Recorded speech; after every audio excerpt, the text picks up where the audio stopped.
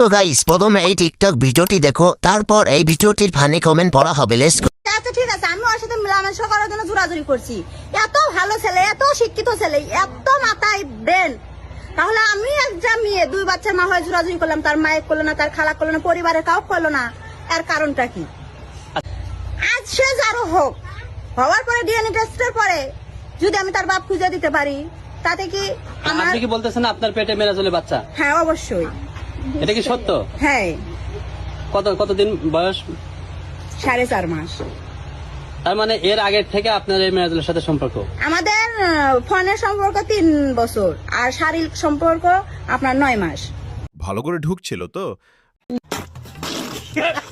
করার সময় হুঁশ ছিল না, তখন তো মজা টিকি পাই। তোর ভাসুর দেবর নাই ভালোর ঘরের লটি মারানি। তুই কাপড় উঁচা করলি কেন? তোর এত চুল তখন ভালো লাগছিল।